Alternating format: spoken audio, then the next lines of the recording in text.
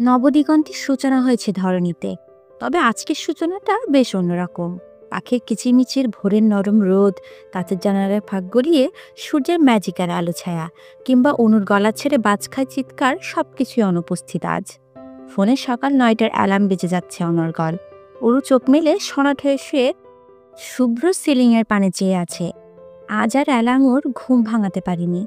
ওরা পৃথিবীর উল্টো দিকে আছে, সে হিসেবে বাংলাদেশে এখন সন্ধ্যা রাত।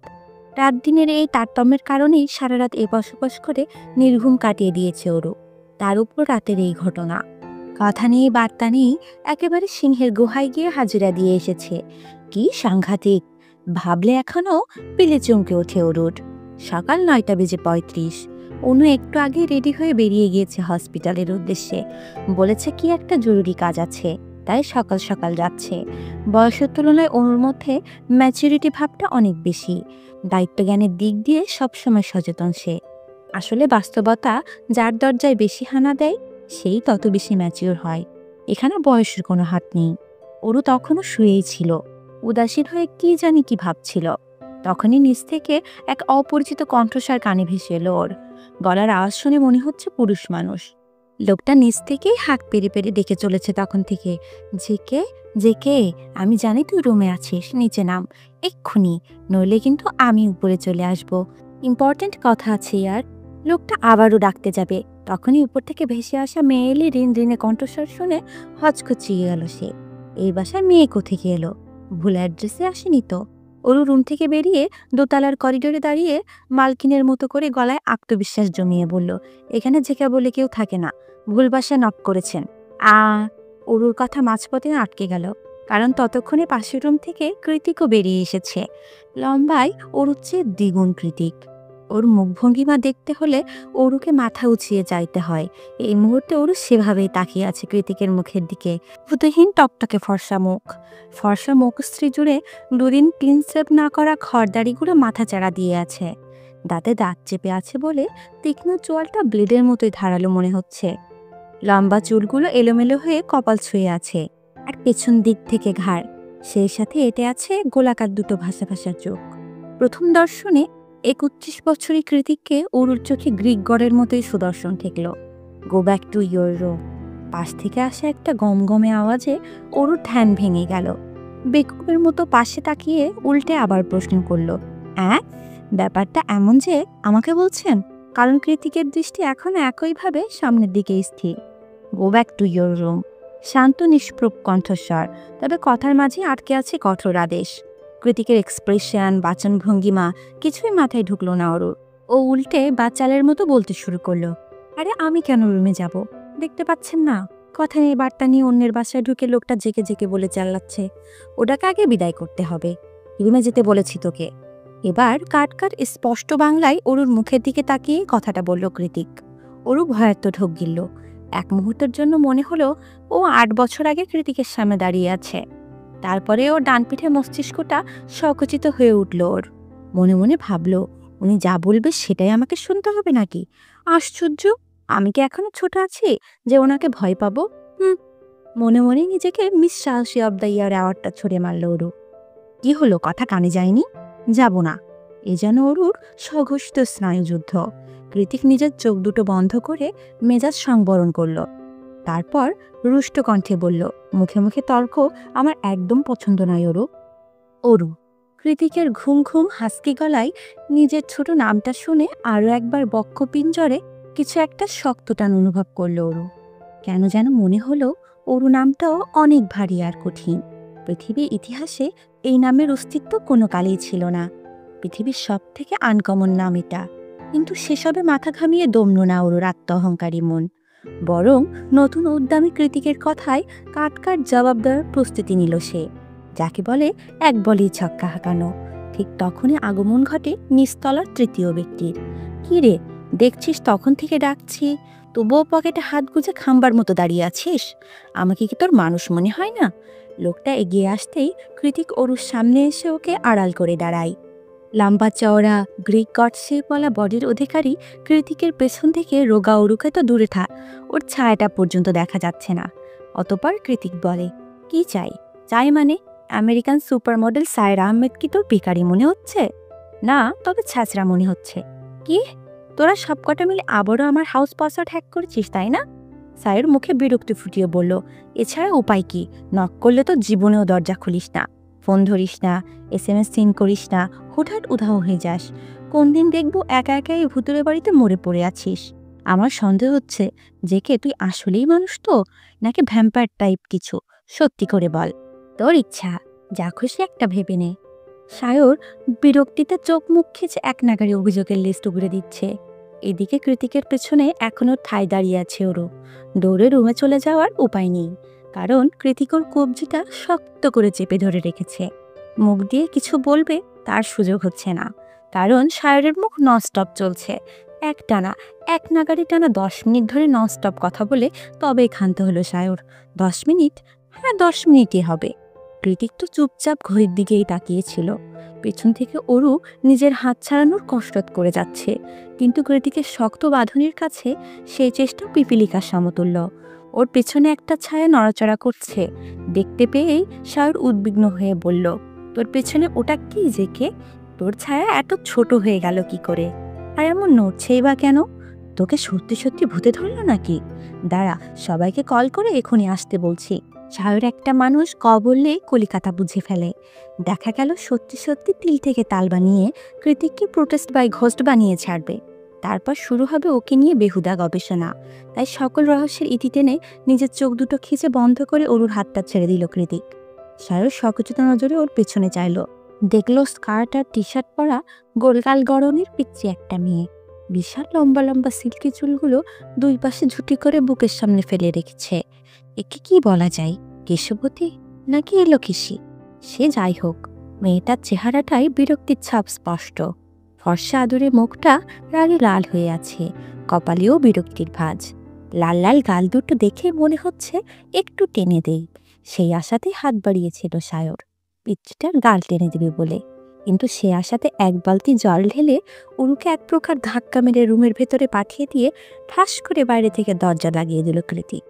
সায়র উদ্বেগ প্রকাশ করে বলল, এভাবে কেন ধাক্কা মারলি মেয়েটাকে? ও নিশ্চয়ই লেগেছে, দেখেই মনে হচ্ছে তুলোর মতো শরীর। কৃতিক দাঁত চেপে ঘাড়ে রক ফুলিয়ে বলে, লাগুক, লাগার জন্যই মেরেছি। আর ওর শরীর তুলোর মতো নাকি লোহার মতো সে চিন্তা মাথা থেকে ঝেড়ে ফেল। এভাবে বলছিস কেন? ইচ্ছি মানুষ তাই বলেছি। বাই দ্য ওয়ে, কে ও? No one. এই বলে সিটি নিয়ে ধাপ ধাপ করে নিচে নেমে যায় কৃতিক। সায়র কৃতিকের পেছন পেছন নামতে নামতে বলে, বাই এনি চান্স তুই কি পিছিতে মেয়েটার সাথে কিছু? কথা শেষ করতে পারল না সায়র, তার আগেই ওর মুখ বরাবর একটা কুশন ছড়ে মারে কৃতিক। মুখে লাগাম টান, তুই জানিস আই ফাকিং হেট ওম্যান্স। তাহলে মেয়েটাকে দেখো তো মনে হচ্ছে বাঙালি। কৃতিক আরামসে ডিভানে বসে পড়ল। তারপর টি টেবিলে পা দুটো তুলে কানে হেডফোন লাগিয়ে মনিটরে ভিডিও গেম শুরু করতে করতে বলল, বললাম তো no one, treat her like a servant. Sayor বুঝলো কৃতিক মেয়েটার ব্যাপারে কথা বলতে চাইছে না। ওদিকে মিস্টার জাইন কৃতিকের বলা প্রত্যেকটা কথা স্পষ্টভাবে কানে পৌঁছালো ওরুর। ঢোক গেলার মতো করেই প্রত্যেকটা অপমানজনক কথা গিলে নিল ওরু। মায়ের জন্য আপা কত কিছু করছে, আরও এতটুকু সহ্য করতে পারবে না? তা কি করে হয়? একটু আগে লাগা ধাক্কাটা বেশ জোরেই ছিল। অসমান দেওয়ালে লেগে কনুইয়ের কাছটা ছিঁড়ে গিয়ে রক্ত বের হচ্ছে। রক্ত বের হয়ে টি শার্টের হাতাটাও চ্যাটচেটে হয়ে গিয়েছে। কৃতিকের কথা গায়ে না মেখে পায়ে পায়ে এগিয়ে গিয়ে ওয়াশরুমের ট্যাপ ছেড়ে রক্তাক্ত জায়গাটা ধুয়ে নিল ওরু। তারপর সামান্য অ্যান্টিসেপটিক আর ওয়ান টাইম ব্যান্ডেজও লাগিয়ে নিল। ওরু বুঝিয়ে গিয়েছে এখন থেকে ঠিক এভাবে নিজের ক্ষত নিজেকে সারাতে হবে ওকে। যা হয়ে যাক, আপাকে কিচ্ছুটি বলা যাবে না। সায়র কাউচে শুয়ে ফোন দিচ্ছে, আর কৃতিক মনিটরে বাইক রাইড খেলছে। হঠাৎ করে কি মনে করে শোয়া থেকে উঠে বসে সায়র। চিন্তাগ্রস্তদের মতো কপালে ভাঁজ রেখে বলে, এই স্যার বাবা জেল থেকে ছাড়া পেয়ে গেছে। কৃতিকের দৃষ্টি মনিটরে আটকে আছে এখনো। ও চুইংগাম চুবোতে চুবোতে বলল, আই নো, এবার নিশ্চয়ই খারাপ কিছু হবে এলিসার সাথে। তুই আসিস কি করতে? সায়র দীর্ঘ নিঃশ্বাস ছেড়ে বলল, এবার আরও বেশি সতর্ক থাকতে হবে। এবার শুধুমাত্র এলিসা নয়, আমরা চারজনই টার্গেট। কৃতিক খেলাটা পজ করে দোতলায় ওরুর ঘরটার দিকে তাকিয়ে কিছু একটা ভাবল। তারপর বিড়বিড় করে বলল, if he dare to touch I swear I will kill him. Sayar তাজ্জব বনে গিয়ে প্রশ্ন ছুড়ল, কি বলছিস বিড়বিড়িয়ে? কাকে মারবি তুই? কৃতিক ওর ভয়ানক শীতল চাউনি নিক্ষেপ করলো সায়রের দিকে। বাজ পাখি নজরের মতোই তীক্ষ্ণ সে চাউনি। ওর চোখ জুড়েই যেন একটা জীবন্ত থ্রেড। চোখের কোণে ক্রূর হাসি ঝুলিয়ে খুব আস্তে আস্তে জবাব দিল কৃতিক, এলিসার বাবাকে।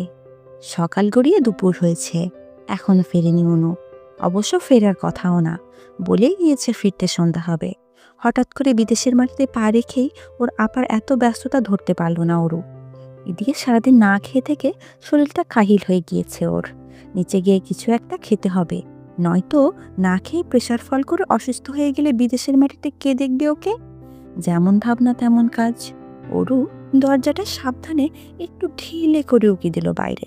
তৎক্ষণাৎ নিচ থেকে সকালের পুরুষালী কণ্ঠটা আবারও ভেসে এলো কানে, এই যে এলো কেশি, খেতে এসো। ওরু দুপা সামনে বাড়িয়ে করিডোর দিয়ে নিচে চাইল। দেখলো অ্যাপ্রন পরে হাতে ফ্রাইং প্যান নিয়ে ওর দিকে তাকিয়ে হাসছে সায়র। ফর্সা মুখশ্রীতে সে সাবলীল হাসি বেশ ভালোই মানিয়েছে। ঠিক তার জন্য পাশে ডাইনিংয়ে বসে সব কাঁটা চামচ দিয়ে কিছু খাচ্ছে কৃতিক। ওর ভাবভঙ্গি এমন যেন ওর আশেপাশে কোনো মানুষই নেই, সব গরু ছাগল। ওরও এবার নিচে নেমে এলো। সায়র নিজের সাবলীল হাসিটা মুখে ঝুলিয়ে রেখেই ওর দিকে খাবারের প্লেটে গিয়ে দিয়ে বলল, বসে পড়ো। ওরু প্লেটের দিকে উকি দিয়েই ওর চোখ মুখ বিরক্তিতে কুঁচকে এলো। দুপুরের খাবারে এসব ঘাস পাতা কে খায়?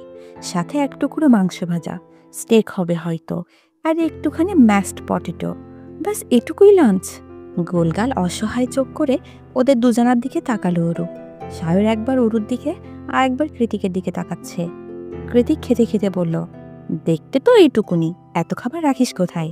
খুব রাগ হলো ওরুর। আমেরিকা এসেছে বলে এইসব ঘাস পাতা খেয়েও আসতে হবে? তাছাড়া ভাত নেই, ডাল নেই, তরকারি নেই, এটা কেমন দুপুরের খাবার? ছ্যাঃ।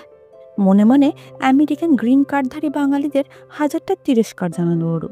দেশে থাকে না বলে দেশের ঐতিহ্যটাও ম্যাশ পটেটোর সাথে ভর্তা বানিয়ে খেয়ে ফেলেছে এরা। তারপর আলগোছে নিজের লম্বা চুলগুলো হাত খোপা করে ওড়নাটা কোমরে পেঁচিয়ে এগিয়ে গেল রান্নাঘরের দিকে। কেবিনেট আর ফ্রিজ হাতড়ে হাতের কাছে চাল ডাল যা পেল সব কিছু একসাথে মাখিয়ে চুলায় বসিয়ে দিল। কয়েক মিনিটের মধ্যেই খিচুড়ির মোমো গন্ধে সুবাসিত হয়ে উঠল চারদিক। সায়র নিজের প্লেট সরিয়ে রেখে রান্নাঘরের দিকে উকিঝুঁকি দিচ্ছে। ওর কাণ্ডে কৃতিক ভুরু কুঞ্চিত করে বলল, কি হলো, খাচ্ছিস না কেন? খেয়ে বিদায় হ। সায়র দাঁত কেলিয়ে বলল, খিচুড়ি, কতদিন পর বাঙালি খানা, লোভ সামলাতে পারছি না। কৃতিক আবারও নিজের খাওয়ায় মন দিল। একটু পর এক প্লেট খিচুড়ি এনে সায়রের সামনে রাখলো ওরু। গরম খিচুড়ির গন্ধে খিদেই পেট গুড়গুড়িয়ে উঠল ওর। ওরু বলল, খেয়ে বলুন তো কেমন হয়েছে? গরম খিচুড়ি মুখে নিয়েই আবেশে চোখ বুজে এলো সায়রের। ওর মুখের এক্সপ্রেশন দেখলেই বোঝা যায় ও খাবারটা ঠিক কতটা পছন্দ করেছে। খাবার গিলে নিয়ে তিক্তমাখা হাসি দিয়ে সায়র কৃতিককে বলল, তোর বোন ফাটাফাটি রান্না করে দোস্ত। এরকম রান্না খেতে পারলে আমি যখন তখন তোকে শালা বানিয়ে ফেলবো, ড্যাম শিওর। নিজের হাত মুষ্টিবদ্ধ করে অগ্নির দৃষ্টিতে অরুর ক্লান্ত মুখশ্রীটা পরখ করলো কৃতিক। তারপর একটা তাচ্ছিলের হাসি দিয়ে বলল, ও আমার বোন নয়, ও আমার বোন হতেই পারে না। মানে? সায়রের মুখে কৌতূহল স্পষ্ট।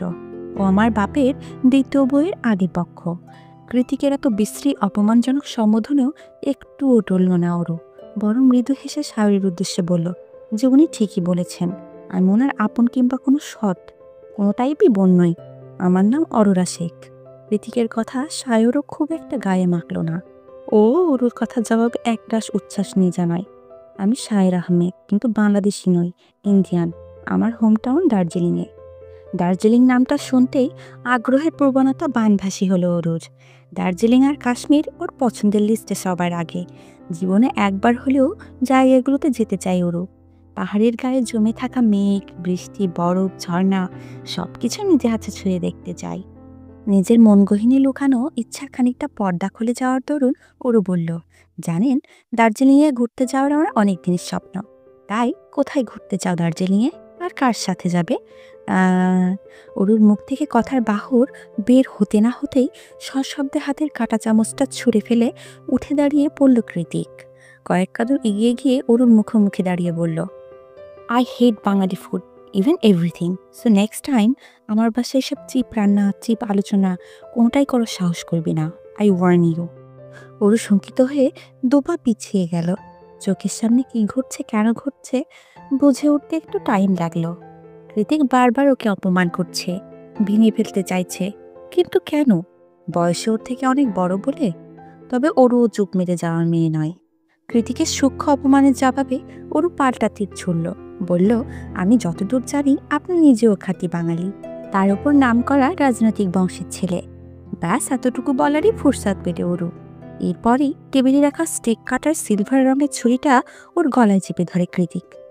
স্ট্রং জেকে, কি করছিস এটা? কৃতিকের কাণ্ডে সায়র হচকচিয়ে উঠে কিছু বলতে যাবে, তার আগেই ওকে হাতের ইশারাতে থামিয়ে দিল কৃতিক। দাঁত দিয়ে দাঁত পিষে ফেলে বলল, আমাদের মধ্যে কথা বলতে আসিস না সায়র। ও যেভাবে আমাদের কথাটা উচ্চারণ করলো, মনে হচ্ছে স্বামী স্ত্রী তাদের স্টুপিড সাংসারিক ঝগড়া করছে, আর ওই তৃতীয় ব্যক্তি হয়ে আগ বাড়িয়ে তাদের ঝগড়া থামাতে এসেছে। কিন্তু ব্যাপারটা তো তেমন নয়। সায়র একদিনেই বুঝে গিয়েছে কৃতিক মেয়েটাকে অসম্ভব অপছন্দ করে। তাহলে কে রেখে গেল মেয়েটাকে এখানে? এই জামের হাতে এখন না হয় সায়র আছে, কিন্তু রাত বিরাতে হুট করে জেকে রেগে গেলে তখন কি হবে? সায়র ভাবতে ভাবতে সনাট হয়ে বসে পড়ল। কৃতিক এখনো একইভাবে দাঁড়িয়ে আছে, ভয়ে নিজের জামা নিজে শক্ত করে চেপে ধরে রেখেছে ওর। চোখ দুটো পানিতে ছলছল করছে। এই গড়িয়ে পড়ল বলে, মুখে মুখে তর্ক আমার একদম পছন্দ নয়। এখন থেকে আমি যা বলবো তুই সেটাই করবি। আমার সামনে মোটেই ফাকিং তেজ দেখাতে আসবি না, নয়তো তোর তেজ গলিয়ে দিতে আমার 1 সেকেন্ডও সময় লাগবে না। Mind it. ক্ষিপ্ততা সুস্পষ্ট ওর দু চোখে, সেই সাথে মুখের কথাগুলো চপেটাঘাতের মতোই শক্তিশালী। তবুও কত নির্বিঘ্নে কথাগুলো বলে রুমে গিয়ে শব্দ করে দরজা লাগিয়ে দিল কৃতিক। কৃতিক চলে যেতেই ওরও চোখের জলের বাঁধ ভেঙে যায়। অসহায়ের মতো নিজের চোখের জলকে থামাতে বারবার চোখ মুছছে ওরও। অভিমানী কান্নায় নাকের ডগা লাল হয়ে গিয়েছে। সায়র এগিয়ে গিয়ে নিজের রুমালটা ওরুর দিকে এগিয়ে দিল।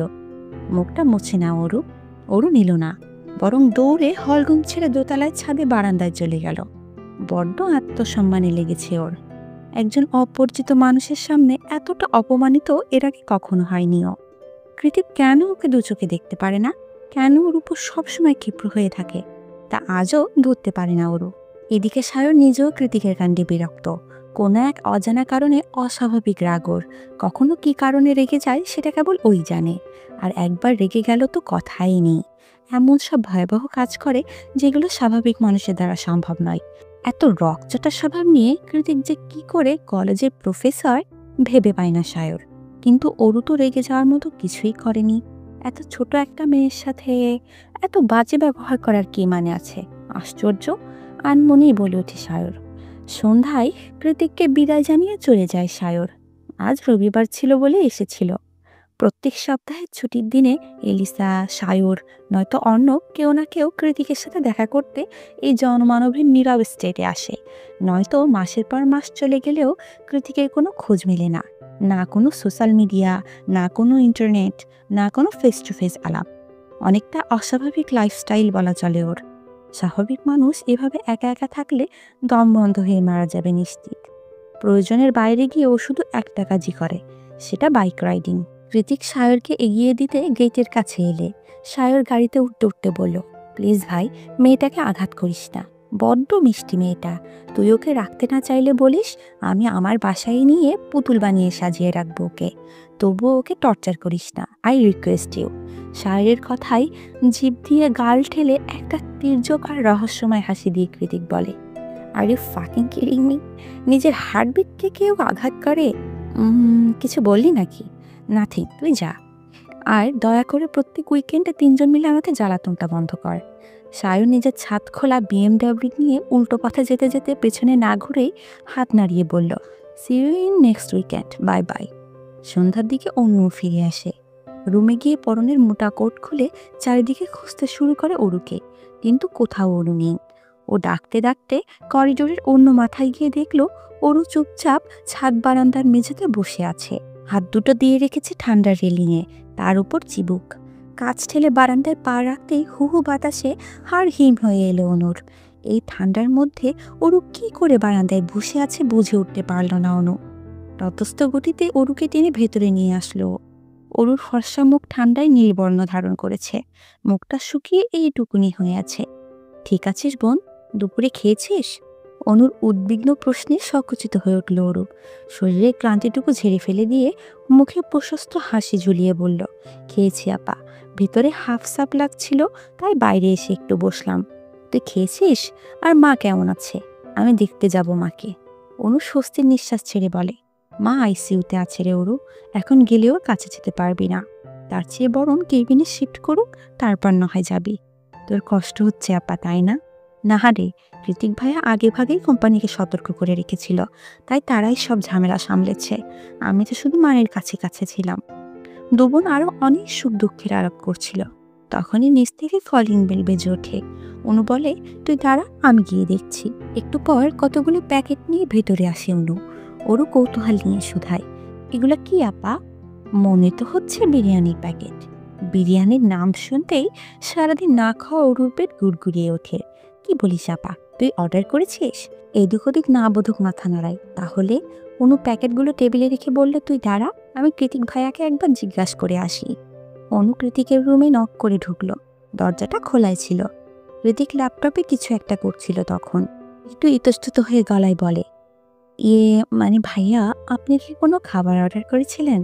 কৃতিক সজরে এদিক ওদিক মাথা নাড়ায়, যার উত্তর না। অনু নিরাশ হয়ে যেতে যেতে বলল, তাহলে মনে হয় ভুল করে। অনু, পিছু ডাকে কৃতিক। অনু ফিরে তাকায়। আমার মনে হয় তোরা ফার্স্ট টাইম এসেছিস তো, তাই কোম্পানি তোদের ওয়েলকাম গিফট হিসেবে খাবারগুলো পাঠিয়েছে। আফটার অল তোরা চেয়ারম্যানের মেয়ে। শুনে খুশি হয়ে গেল। উপর থেকে অরুকে ডেকে বলল, খা। অরু এগুলা কোম্পানি থেকে পাঠিয়েছে আমাদের জন্য। অরু আর অপেক্ষা করল না। সারাদিনের অভুক্ত পেটটাকে আশকারা দিতে বসে পড়ল পেট পুজো করতে। খুশি মন নিয়ে অনু চলে যেতেই কৃতিক আবারও নিজের কাজে মন দিল।